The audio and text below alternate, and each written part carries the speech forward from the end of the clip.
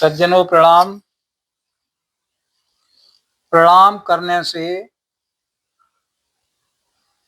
हम लोगों का आयुर्विद्या यश बल बढ़ता है।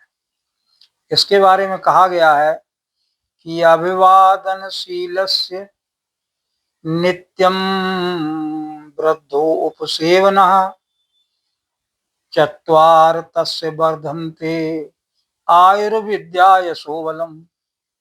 जो अपने वृद्धजनों को, माता पिता को और सम्माननीय पुरुषों को प्रणाम करता है, उसका आयुर्विद्या यश और बल, उम्र, यश और बल और एजुकेशन, शिक्षा प्राप्त होती है। अगर हम गुरुओं को प्रणाम करते हैं तो हमको शिक्षा, दीक्षा और ज्ञान स्वतः प्राप्त होता है।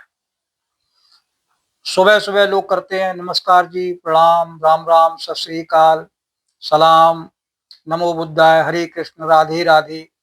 ये इस तरह के प्रणाम के शब्द हैं जो सामने वाले को आपके प्रति सहानुभूति, सज्जनता आपको प्राप्त करते हैं। आपके प्रति किसी भी व्यक्ति का कितना भी क्रोधी स्वभाव हो, मन में आपके प्रति कैसी भी भावना रखता हो, लेकिन जब वो आपके सम्मुख आता है, आप उनको प्रणाम करते हैं किसी भी शब्द से, तो उनकी वेव्स हैं वो स्वतः शांत होने लगती हैं और आपकी तरफ आने वाली वेव्स पॉजिटिव हो जाती हैं। बात कृष्ण काल की है, महाभारत काल की है कि महाभारत का युद्ध चल रहा था। दुर्योधन ने पितामह भीष्म से बड़े ही क्रोधित शब्दों में कहा कि पितामह, आपके होते हुए भी यह युद्ध हम हार रहे हैं और आप कुछ भी नहीं कर रहे हैं। और उन्होंने बहुत ही शब्द अपशब्द कहे पितामह से। तो पितामह क्रोधित होकर के प्रण लिए कि मैं कल प्रण लेता हूं, किसी न किसी पांडव का वध कर दूंगा, जिसमें विशेषतः अर्जुन अगर मेरे सामने आ गए तो उनको मैं मार डालूंगा।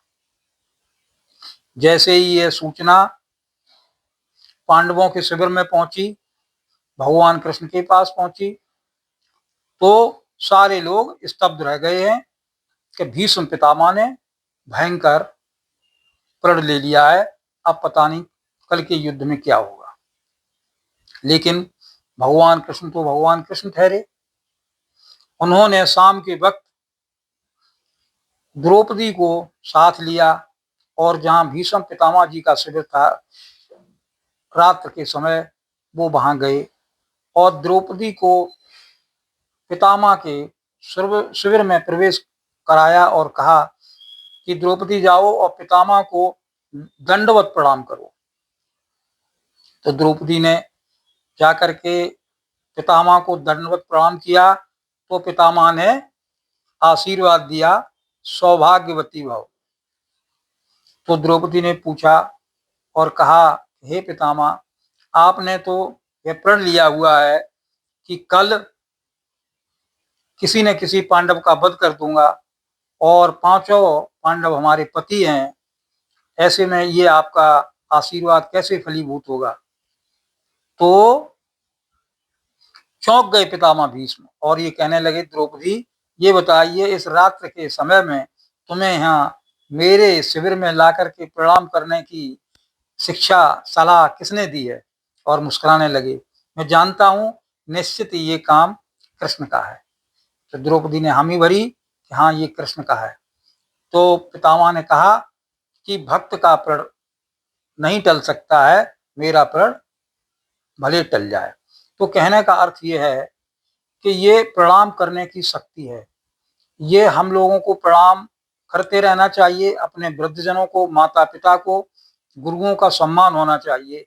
इससे जो हमारे अंदर की निगेटिव वेव्स होती हैं, निगेटिव एनर्जी होती है, वो तराभूत होती जाती है, खत्म होती जाती है और पॉजिटिव वेव्स सामने से हमको प्राप्त होती है। ये इसमें बहुत बड़ा विज्ञान और साइंस है। इसमें भारत के मनीषियों ने, संतों ने, मुनियों ने बड़ा ही कार्य किया है ये विश्व में एक भारत ही ऐसा देश है जिसमें इस तरह के प्रणाम किए जाते हैं, दंडवत प्रणाम किए जाते हैं। तो इस विद्या को हमको सीखना चाहिए कि प्रणाम करना मेरे लिए कितना लाभदायक है। बहुत बहुत धन्यवाद। नमस्कार।